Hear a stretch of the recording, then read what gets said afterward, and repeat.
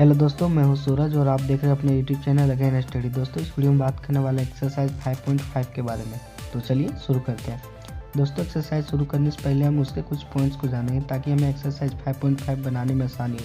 तो चलिए सबसे पहले हम उसके कुछ पॉइंट्स को जानेंगे। तो हमारा जो पॉइंट है वो है क्या है, लंब रेखाएँ, जिसे परपेंडिकुलर लाइन्स कहते हैं।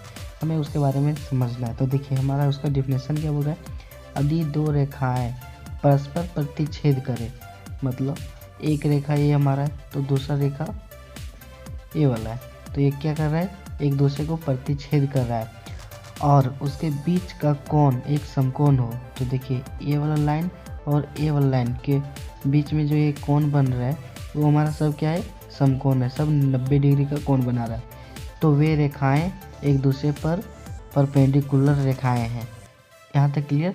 तो चलिए अब हम लोग क्वेश्चन को देखेंगे, इसके सहायता से हमें क्वेश्चन बनाने में आसानी होगा। क्वेश्चन नंबर 1, निम्नलिखित में से कौन लंब रेखाएं के उदाहरण है। हमारा जो ये 4 ऑप्शन है उससे पूछ रहा है कि कौन से जो परपेंडिकुलर लाइन्स है उसके उदाहरण है। तो देखिए, सबसे पहले हमारा क्या है, मेज के ऊपरी सिरे का आसन भुजाएं। यहाँ पे हम देखिए हमारा एक मेज ड्रॉ करेंगे। ये हमारा मेज का क्या बोलते हैं, पैर है, ये हमारा ये मेज है। अब क्या बोल रहा है, मेज के ऊपरी सिरे मान लेते हैं हम, ये वाला सिरा मान लेते हैं, ठीक है, ऊपरी सिरा ये हमारा हो गया। अब क्या बोल रहा है, उसकी आसन भुजाएं। आसन भुजाएं मतलब आमने सामने की भुजाएं। तो यहाँ पे देखिए, अगर हम आसन भुजाएं की बात करें तो अगर हम ये वाला भुजाएं लेंगे तो इसका आसन भुजाएं कौन हो जाएगा, या फिर ये वाला या फिर ये वाला, ये हमारा क्या है, इसके आसन भुजाएं। तो हमें क्या बोल रहा है, आसन भुजाएं। तो ये वाला देखिए, अगर इसको हम मिलाएंगे तो ये डॉट डॉट डॉट करके आगे जाएगा, ये भी डॉट डॉट डॉट करके आगे जाएगा। तो यहाँ पे देखिए एक लाइन ड्रॉ हो रहा है और इसके बीच का कितना कोण बन रहा है, 90 डिग्री का। तो मतलब क्या है, एक परपेंडिकुलर है। तो हमारा उत्तर में क्या हो जाएगा, ए। उसके बाद हमारा कौन सा है, बी। हमारा क्या बोल रहा है, रेल पथ की पटरियाँ। दोस्तों, हम जानते हैं कि जो रेल की पटरियाँ होती है वो पैरेलल होती है, एक दूसरे के इसको कभी प्रतिच्छेद नहीं करती है, वो सीधा सीधा होता है। तो ये हमारा क्या होगा, नहीं होगा। उसके बाद सी में क्या बोल रहा है, अक्षर एल बनाने वाले रेखाखंड। हम देखेंगे एल को ध्यान से। तो देखिए, सबसे पहले हम यहाँ पे देखेंगे एल हमारा कैसे होता है। एल हमारा ये वाला क्या हमारा एल है। तो देखिए यहाँ पे अगर ये डॉट करके आगे जाएगा, ये भी डॉट करके आगे जाएगा। तो देखिए ये वाला आगे गया डॉट करके, ये वाला, तो इसके बीच का कोण कितना है, 90 डिग्री का है। मतलब ये क्या है, एक परपेंडिकुलर है। तो हमारा सी हो जाएगा। उसके बाद डी की बात करें तो डी में क्या है, अक्षर भी बनाने वाले रेखाखंड। तो भी किस तरह बनता है, देखिए भी 2 रेखाखंड से बनता है, पहला रेखाखंड और दूसरा रेखाखंड। तो देखिए ये वाला एक दूसरे को प्रतिच्छेद कर रहा है, लेकिन इसके बीच की जो एंगल है वो 90 डिग्री का नहीं दे रहा है, मतलब ये परपेंडिकुलर नहीं है। तो ए और सी हमारा क्या है, एक परपेंडिकुलर का उदाहरण है। यहाँ तक क्लियर। अब चलिए क्वेश्चन नंबर 2 को देखेंगे। क्वेश्चन नंबर 2, मान लीजिए रेखाखंड PQ रेखाखंड XY पर लंब है। मतलब एक रेखाखंड है जो कि क्या है, PQ किसके ऊपर लंब है, XY। तो ये XY ये हमारा लंब हो गया। मान लीजिए ये परस्पर बिंदु ए पर प्रतिच्छेद करते हैं। इस जो यहाँ का बिंदु, इसको हम क्या लेंगे, ए लेंगे। ये हमारा एक बिंदु है जो ए है, इस पे क्या कर रहा है, एक परस्पर प्रतिच्छेद कर रहा है। तो हमसे क्या पूछा है, कौन PAY, कौन यहाँ पे देखेंगे सबसे पहले, कौन PAY ये वाला जो कौन है वो पूछ रहा है, इसका माप क्या है। तो हम जानते हैं दोस्तों कि अगर 2 रेखाएं यहाँ पे दिया भी गया है और हम पहले भी देखें क्वेश्चन में कि अगर 2 रेखाएं एक दूसरे को परस्पर प्रतिच्छेद करें तो वह 90 डिग्री का कोण बनाता है जब एक दूसरे पर लंब हो। तो देखिए जो हमारा PQ है वो XY पर क्या है, लंब है। तो मतलब ये कितना डिग्री का कोण बनाएगा, 90 डिग्री का। तो उत्तर में हमारा क्या हो जाएगा, 90 डिग्री। यहाँ तक क्लियर। क्वेश्चन नंबर 3, आपके ज्योमेट्री बॉक्स में 2 सेट स्क्वायर हैं, इनके कोनों पर बने कोनों का माप क्या है, क्या इनमें कोई ऐसी माप है जो दोनों कोनों में उभयनिष्ठ है। दोस्तों, आपको देखिए यहाँ पे डिस्प्ले पे दो फिगर दिख रहे हैं और इन दोनों के बीच में बोल रहा है कि इन दोनों स्क्वायर में कौन कौन सा एंगल बन रहा है और इन दोनों एंगल में से जो बन रहा है एंगल उसमें से में कौन सा कॉमन है, दोनों एंगल में कौन से एंगल जैसे हैं जो दोनों में मिलते हैं। तो देखिए अगर हम पहले की बात करें तो पहला में हमारा कितना बना रहा है 30 डिग्री ये वाला एंगल, और यहाँ वाला एंगल कितना बना रहा है 90 डिग्री का, और यहाँ वाला एंगल 60 डिग्री का। तो हमारा पहला स्क्वायर में कितना कितना बना रहा है 30 डिग्री 90 डिग्री और 60 डिग्री का। यहाँ तक क्लियर। और हम देखिए हमारा ये दूसरा जो फिगर है इसमें हमारा देखिए यहाँ पे ये वाला कौन कितना बना रहा है 45 डिग्री का, उसके बाद ये वाला भी 45 डिग्री का बना रहा है, और ये वाला कितना बना रहा है 90 डिग्री का कौन बना रहा है। तो देखिए ये हमारा माप हो गया एंगल का।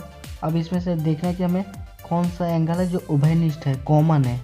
तो देखिए इसमें बात करें तो ये वाला क्या है हमारा 90 डिग्री है, और इसमें क्या है ये 90 डिग्री, मतलब ये दोनों में हमें क्या कॉमन मिल रहा है 90 डिग्री। तो हमारा दूसरा आंसर क्या हो जाएगा, लिखेंगे 90 डिग्री दोनों स्क्वायर का कॉमन है। यहाँ तक क्लियर। क्वेश्चन नंबर 4, इस आकृति को ध्यान से देखिए। जो हमारा आकृति दिया गया है वाला इसको बोल रहा है ध्यान से देखने के लिए। रेखा L रेखा M पर लंब है। जो रेखा L ये वाला जो लाइन है वो क्या है रेखा L, और ये वाला लाइन रेखा M। तो ये क्या बोल रहा है रेखा L रेखा M पर लंब है। तो हमें कुछ क्वेश्चन दिए गए उसके अनुसार हम इस फिगर के अनुसार हमें उसका सॉल्व करना है। तो हमारा ए में क्या है, क्या CE बराबर EG है। तो देखिए सबसे पहले क्या हमारा CE, हमारा C कहाँ है यहाँ है, उसके बाद E कहाँ हमारा यहाँ है। अब देखिए सबसे पहले इसके बीच की दूरी को देखेंगे, उसके बाद E हमारा यहाँ है और G यहाँ है। और सबसे पहले E और G की दूरी कितना है, देखिए यहाँ E हमारा E से F पहला डिजिट, F से G दूसरा, यहाँ पे 2 डिजिट का अंतर है।